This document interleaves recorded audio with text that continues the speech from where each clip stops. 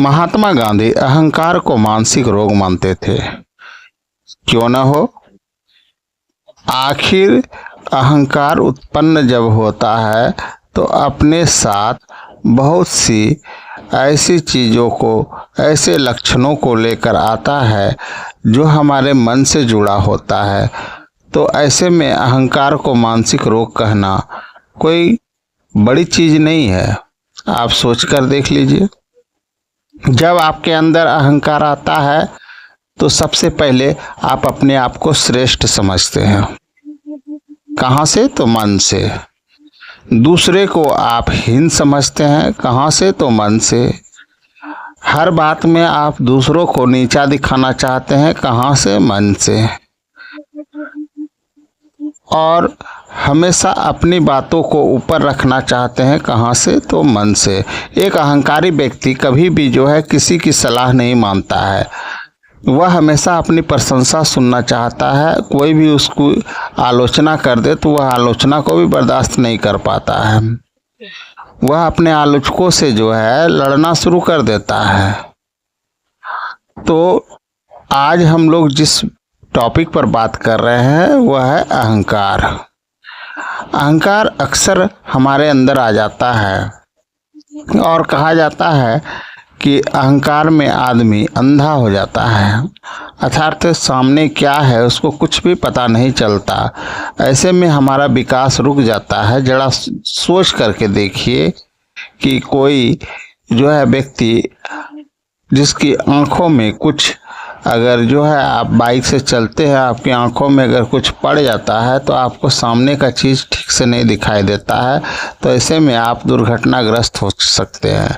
उसी तरह जीवन की जो है सफ़र में अगर हम लोग की आँख में अगर अहंकार नामक चीज़ आ जाता है तो हमारे आगे क्या हो रहा है उससे हमको लेना देना नहीं रहता। तो ऐसे में हमारा अंत निश्चित हो जाता है। जैसा कि आप देख रहे हैं रावण का हुआ। रावण भी अहंकारी हो गया, अंततः उसका अंत हुआ। उसमें भी ये लक्षण थे। वह अपने आप को श्रेष्ठ समझता था, दूसरों को हीन समझता था, हमेशा दूसरों को नीचा दिखाना चाहता था, किसी की सफलता बर्दाश्त नहीं कर सकता था, अपनी आलोचना बर्दाश्त नहीं कर सकता था, दूसरों की आलोचना में कभी कोई जगह नहीं छोड़ता था। जब मौका मिले तब उसकी आलोचना कर दो। अक्सर ये अहंकारी व्यक्ति में होता है और हमारे समाज में आपके मित्र बंधु बांधव में भी ऐसे गुण जो है देखने को मिलते होंगे। तो आप समझ जाइए यह अहंकारी है।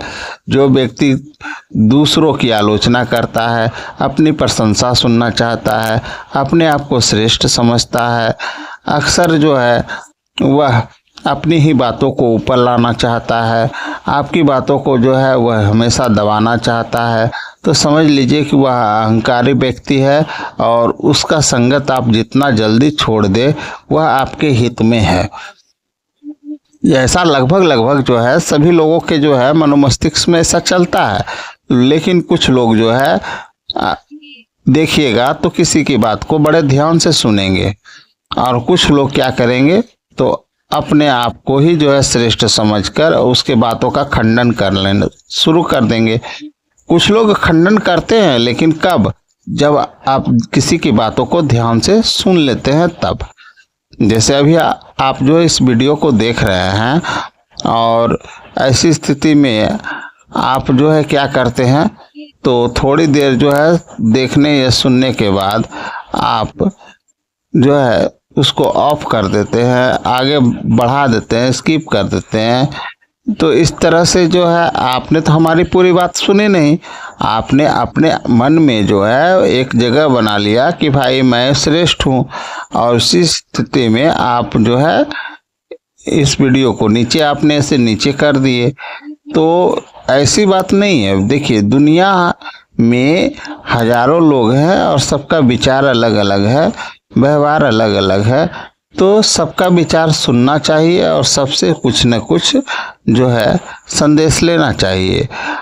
हम YouTube हम लोग जो है बनाते हैं, जितने भी यूट्यूबर, तो हम लोग जो है के पास जो है कमेंट्स आते हैं। कमेंट्स को हम लोग बहुत ध्यान से पढ़ते हैं और ध्यान से पढ़ कर के और उस पर अमल करने की कोशिश करते हैं। देखिए ये ज़रूरी है, क्योंकि इसी पर जो है हमारा भविष्य जो है निर्भर रहता है।